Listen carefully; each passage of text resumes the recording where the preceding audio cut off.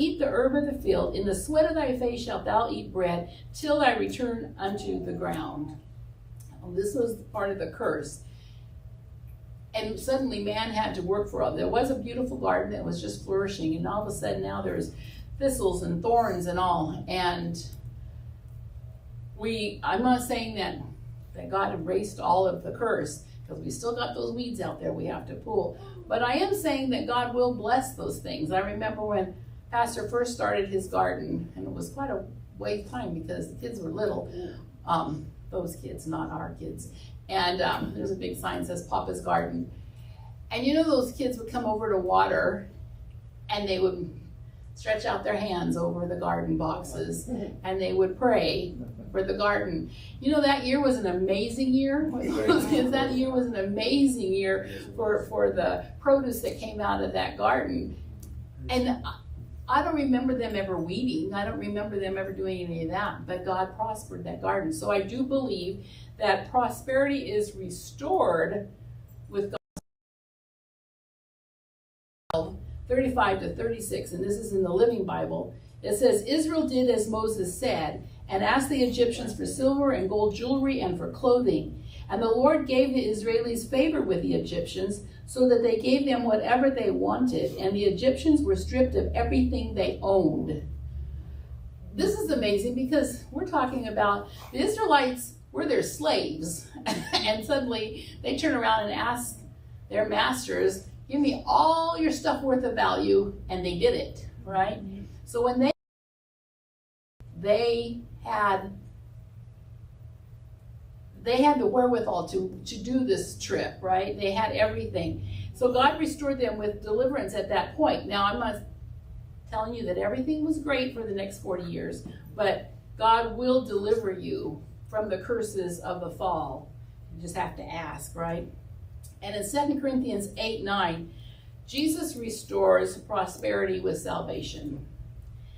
It says, for ye know the grace of our Lord Jesus Christ, that though he was rich, yet for your sakes he became poor, that ye...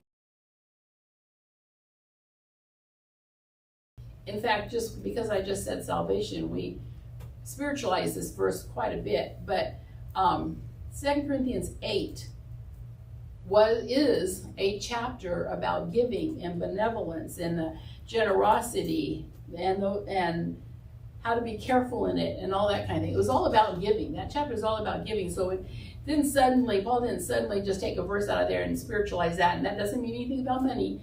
It did. But when it says, though he was rich, he became poor when he came to earth. He became poor when he was on the cross. Mm-hmm.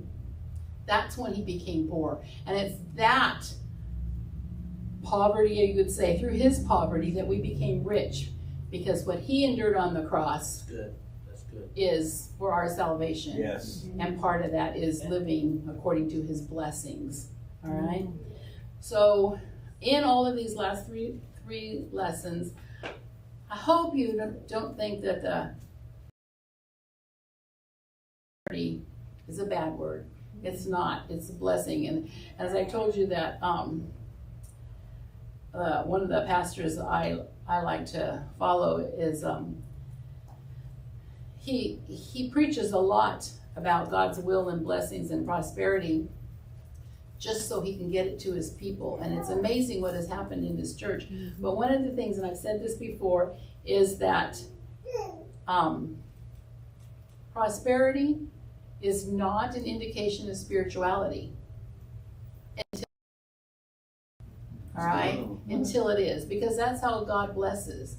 Every time there was obedience, God blesses.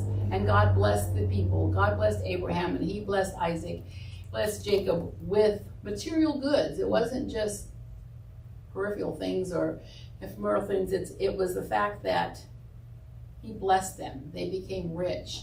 And that blessing was a way to glorify God. A way to glorify God. And that's what we need to do. We need to sit and think, what can we do with, if we ask for riches, what will we do with them? What does God want us to do with them?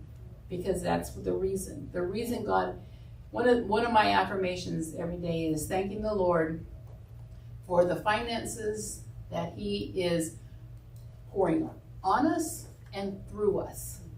It's not just to stay here, it's to through us. All right. Okay, so let's stand and we'll bring the Lord's tithe into his